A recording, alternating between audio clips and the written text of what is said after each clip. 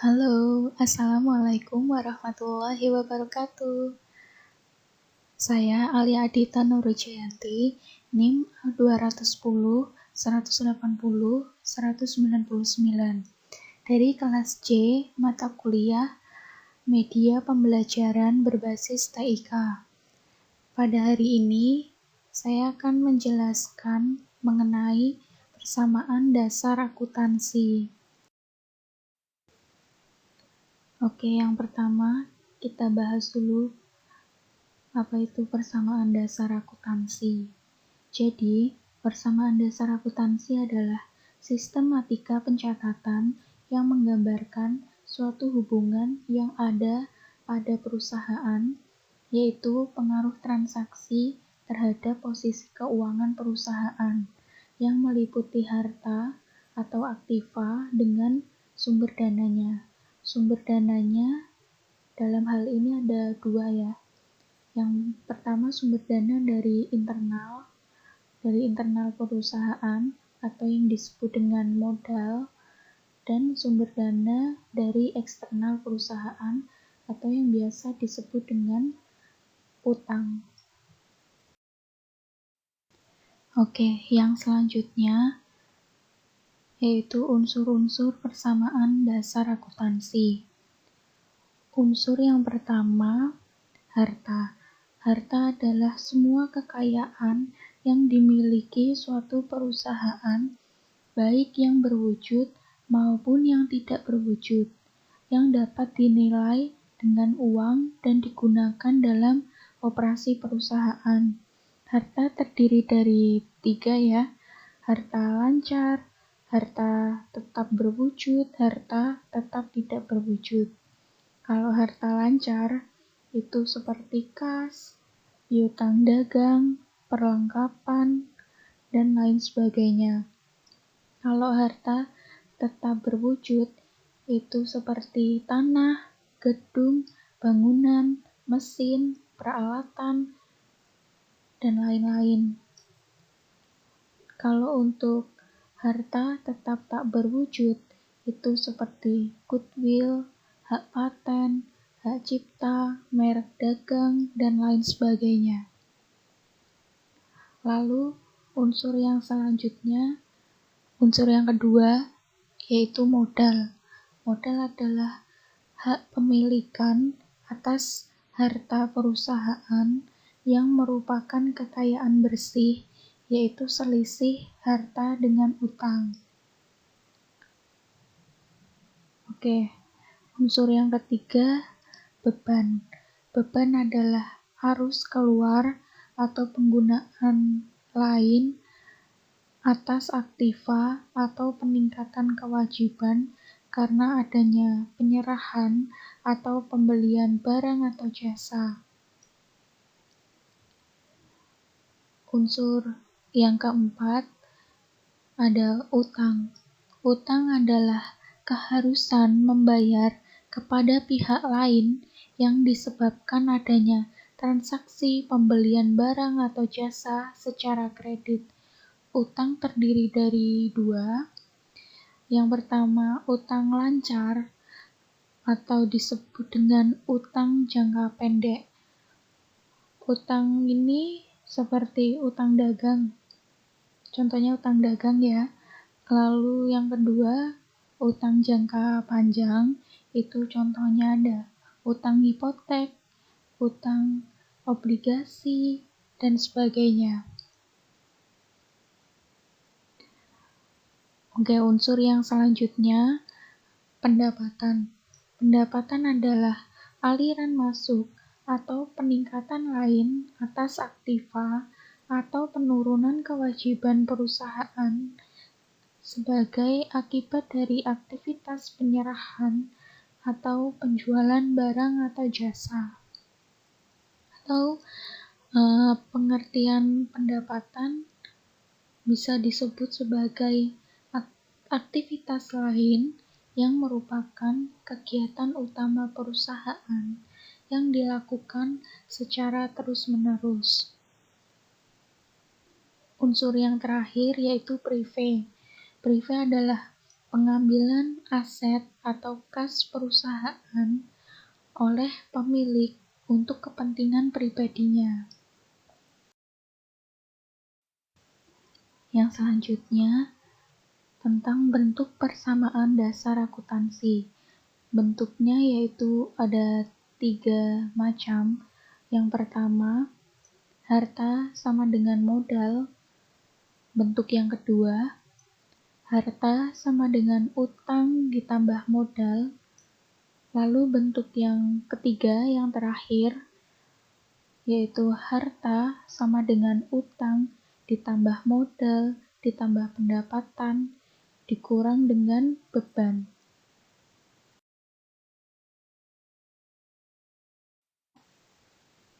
Yang selanjutnya, analisis pengaruh transaksi terhadap persamaan dasar akuntansi.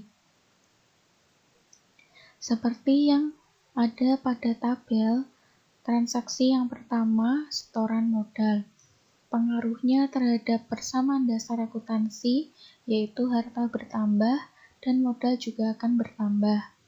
Transaksi yang kedua, yaitu pembelian tunai, pengaruhnya harta bertambah dan aset lain, dalam hal ini kas, akan berkurang. Contohnya yaitu pembelian perlengkapan secara tunai, maka harta berupa perlengkapan akan bertambah dan kasnya akan berkurang karena kas akan keluar untuk membayar perlengkapan tersebut. Lalu transaksi yang ketiga, pembelian secara kredit.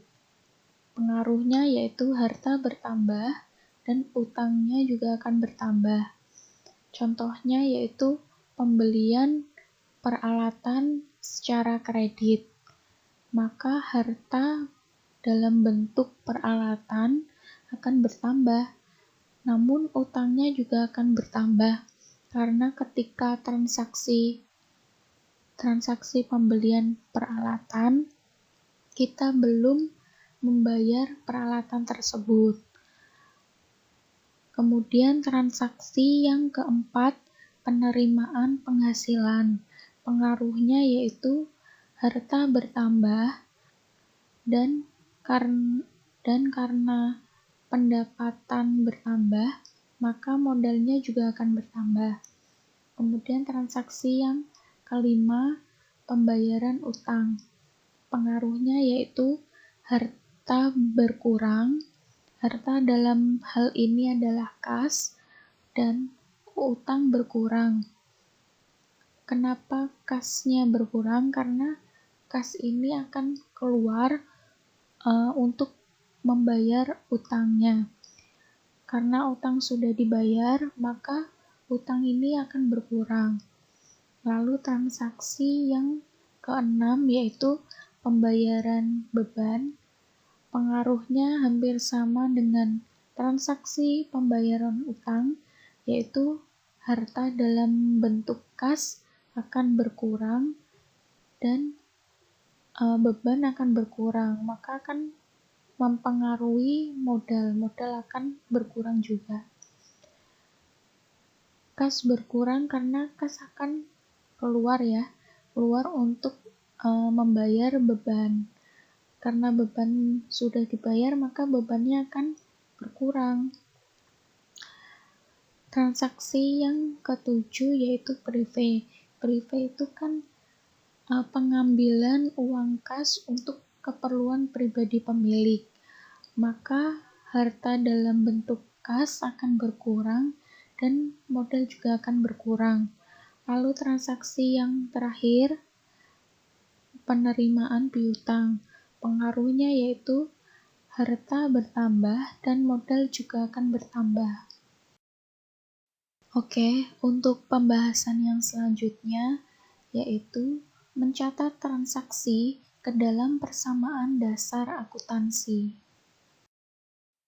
Untuk mempermudah, kita langsung ke contoh transaksinya. Pada tanggal 1 Maret 2016, menerima uang tunai dari Tuan Wijaya sebagai pemilik sebesar Rp50 juta sebagai setoran modal. Lalu analisis transaksinya seperti apa? Analisisnya yaitu aktiva berupa kas bertambah sebesar 50 juta rupiah dan mengakibatkan timbulnya modal sebesar 50 juta rupiah. Lalu bagaimana bentuk persamaan dasar akuntansinya? Oke, pada kolom tanggal kita isikan tanggal transaksinya, yaitu tanggal 1 Maret 2016. Pada bagian debit, yaitu harta, diisikan pada kolom kas sebesar 50 juta rupiah. Ini artinya 50 juta rupiah ya, sudah ada keterangannya di sini. Lalu pada kolom kredit, kita isikan pada kolom modal, besarnya sama yaitu 50 juta rupiah. Untuk keterangannya kita bisa tuliskan yaitu setoran modal. Kita masuk ke contoh yang kedua. Pada tanggal 3 Maret 2016, membeli peralatan secara kredit sebesar 30 juta rupiah. Analisis transaksinya yaitu sebagai berikut. Harta bertambah dalam bentuk peralatan sebesar 30 juta rupiah dan mengakibatkan timbulnya utang sebesar 30 juta rupiah. Lalu bentuk persamaan dasar akuntansinya masih sama ya, pada kolom tanggal kita isikan tanggal terjadinya transaksi, yaitu tanggal 3 Maret 2016. Lalu pada kolom debit, yaitu harta, kita isikan pada kolom peralatan sebesar 30 juta rupiah. Untuk kreditnya, kita isikan pada kolom utang, besarnya sama ya, yaitu 30 juta rupiah. Untuk keterangannya, kita bisa tuliskan pembelian kredit, atau bisa juga pembelian peralatan secara kredit, atau bisa diberikan keterangan peralatan kredit, itu bisa. Oke, kita ke transaksi yang ketiga, yaitu pada tanggal 7 Maret 2016 membeli perlengkapan bengkel sebesar 2 juta rupiah secara tunai. Lalu analisis transaksinya adalah harta bertambah berupa perlengkapan seharga 2 juta rupiah dan di sisi lain aktiva kas berkurang karena pembeliannya secara tunai, kasnya berkurang sebesar 2 juta rupiah. Maka bentuk persamaan dasar akuntansinya adalah pada kolom tanggal kita isikan terlebih dahulu tanggal transaksinya, yaitu tanggal 7 Maret 2016. Lalu pada kolom harta, kita masukkan ke kolom kas. Ini kasnya kredit ya, karena keluar 2 juta rupiah. Ini dilambangkan dengan dalam kurung, artinya ini kredit. Lalu di sisi lain perlengkapan bertambah sebesar 2 juta rupiah, ini debit ya. Lalu untuk keterangannya bisa diberikan keterangan pembelian tunai, atau bisa juga dengan pembelian perlengkapan tunai, atau perlengkapan tunai juga bisa. Transaksi yang keempat, pada tanggal 12 Maret 2016 menyelesaikan pekerjaan sebesar 1 juta rupiah, namun baru diterima pembayarannya sebesar 600.000 rupiah dan sisanya akan dibayar kemudian. Analisis transaksinya yaitu aktiva berupa kas bertambah sebesar Rp600.000 karena baru diterima sebesar Rp600.000 uangnya itu, dan timbulnya piutang usaha sebesar Rp400.000 karena pada keterangan transaksi dituliskan bahwa sisanya akan dibayar kemudian, maka dalam hal ini terjadi piutang usaha sebesar Rp400.000. Dan di sisi lain, bertambah pula pendapatan yang mengakibatkan penambahan modal sebesar Rp1.000.000. Lalu bentuk persamaan dasar akuntansinya. Pada kolom tanggal, kita tuliskan tanggal terjadinya transaksi, yaitu tanggal 12 Maret 2016. Lalu untuk debitnya, kita tuliskan pada kolom harta, yaitu di kolom kas dan kolom piutang. Di kolom kas sebesar Rp600.000, di kolom piutang sebesar Rp400.000. Untuk kreditnya, kita masukkan ke kolom modal sebesar Rp1.000.000. Dan untuk keterangannya, kita bisa kasih keterangan pendapatan jasa. Kita ke transaksi yang kelima. Pada tanggal 15 Maret 2016, membayar gaji karyawan sebesar Rp3.000.000 dan membayar sewa sebesar Rp1.000.000. Analisis transaksinya yaitu aktiva berupa kas berkurang sebesar Rp4.000.000 dan pembayaran beban mengakibatkan berkurangnya modal sebesar Rp4.000.000 juga. Lalu bentuk persamaan dasar akuntansinya. Pada kolom tanggal kita tuliskan tanggal transaksi, yaitu 15 Maret 2016. Lalu di kolom harta, tepatnya di kolom kas, ini kita tuliskan sebesar Rp4.000.000. Kredit dilambangkan dengan dalam kurung, ini artinya kas keluar. Lalu di modal itu kita tuliskan Rp4.000.000 juga, kita kasih tanda dalam kurung, ini maksudnya modalnya juga berkurang. Modal berkurang ini artinya debit. Lalu untuk keterangannya, kita bisa beri keterangan yaitu beban atau bisa juga pembayaran beban.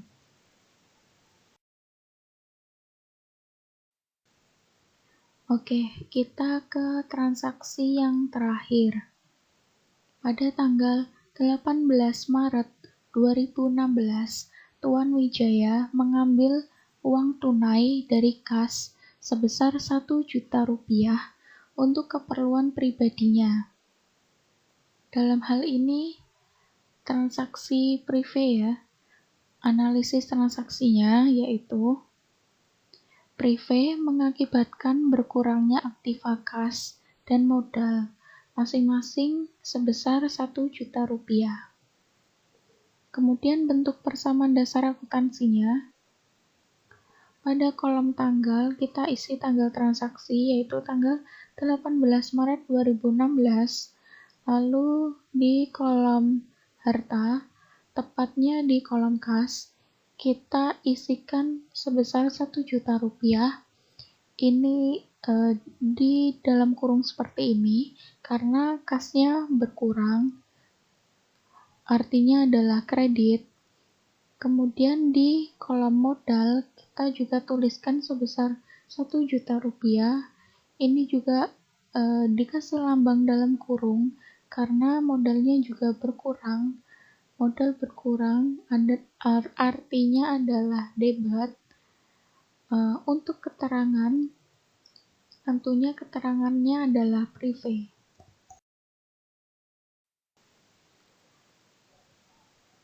Ya, sekarang kita membahas menyusun laporan keuangan berdasarkan persamaan dasar akuntansi. Berdasarkan bentuk persamaan dasar akuntansi, kita bisa menyusun 4 laporan keuangan. Yang pertama yaitu laporan laba rugi, yang kedua laporan perubahan modal, yang ketiga yaitu neraca, dan laporan keuangan yang keempat yaitu laporan arus kas. Untuk laporan keuangan yang pertama yaitu laporan laba rugi. Laporan ini melaporkan pendapatan dan beban selama periode waktu tertentu berdasarkan konsep penandingan. Konsep penandingan digunakan untuk menandingkan antara pendapatan dan beban selama periode waktu tertentu. Oke, jadi seperti ini ya bentuknya laporan laba rugi. Untuk pendapatannya ini tidak hanya pendapatan jasa saja, tetapi bisa pendapatan luar usaha, seperti pendapatan sewa, pendapatan bunga, bila ada dimasukkan. Lalu untuk biayanya ini juga tidak hanya biaya usaha saja, bisa biaya luar usaha seperti biaya bunga. Lalu pendapatannya ini ditotal dan biayanya ini juga ditotal, kemudian dicari selisih. Jika selisihnya ini adalah selisih lebih dari pendapatan, maka akan didapat laba. Namun jika sebaliknya, jika selisih ini adalah selisih lebih dari biaya, maka akan didapat rugi. Untuk laporan keuangan yang kedua, ada laporan perubahan modal. Laporan ini melaporkan perubahan ekuitas atau modal pemilik selama jangka waktu tertentu. Seperti ini ya bentuknya laporan perubahan modal. Yang pertama yang harus kita tuliskan dalam membuat laporan perubahan modal adalah modal awal. Modal awal periodenya itu berapa kita tuliskan. Kemudian yang bisa mempengaruhi perubahan modal yaitu laba atau rugi dan prive. Jika laba akan menambah modal, jika rugi akan mengurangi modal. Jika terjadi pengambilan prive itu akan mengurangi modal. Jika terjadi pengembalian prive itu akan menambah modal. Nanti di akhir periode akan didapatkan saldo modal akhir.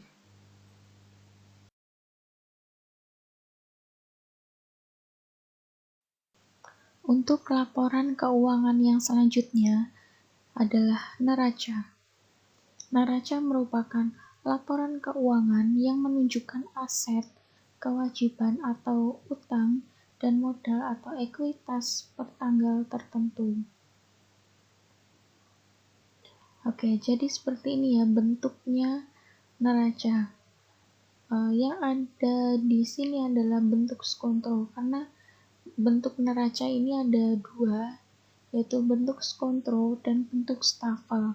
Untuk bentuk skontro ini aktiva ada di sebelah kiri dan pasiva ada di sebelah kanan. Sedangkan bentuk stafel ini aktiva ada di atas, lalu pasivanya ini ada di bawahnya aktiva. Lalu untuk aset ini biasanya disusun berdasarkan urutan cepat lambatnya aset tersebut dikonversikan menjadi kas. Maka di neraca ini biasanya yang ditulis pertama kali di kolom aktiva adalah kas. Lalu di bagian utang ini biasanya disajikan berdasarkan urutan waktu pembayarannya. Semisal ada utang usaha dan utang hipotek, biasanya yang ditulis terlebih dahulu adalah utang jangka pendek, yaitu utang usaha, baru utang jangka panjangnya, yaitu utang hipotek. Kemudian untuk ekuitas atau modal ini ditulis sama seperti laporan perubahan modal. Lalu di akhir ini jumlah aktiva dan pasiva harus sama. Jumlahnya harus sama, harus balance.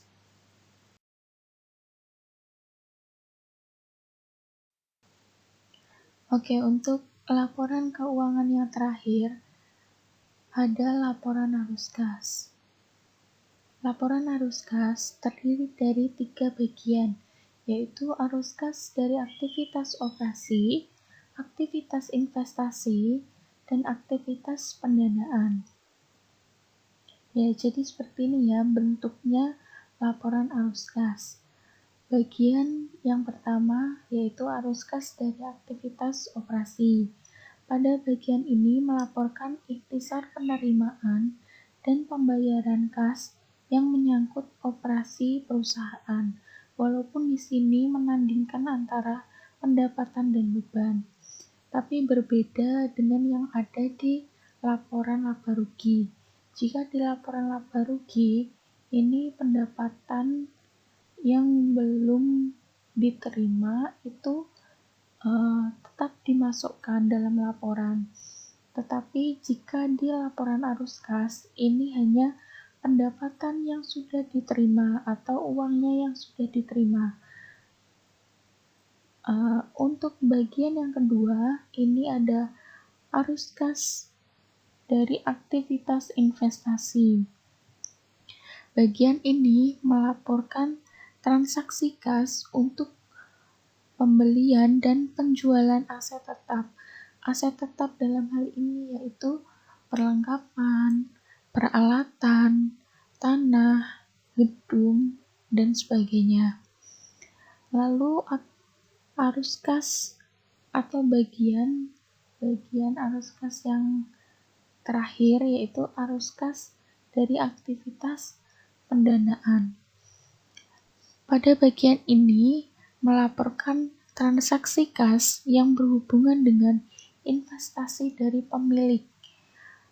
Dalam hal ini adalah modal, lalu peminjaman dana atau utang, dan pengambilan uang oleh pemilik atau prive. Intinya laporan arus kas ini adalah laporan yang menunjukkan arus keluar masuknya kas.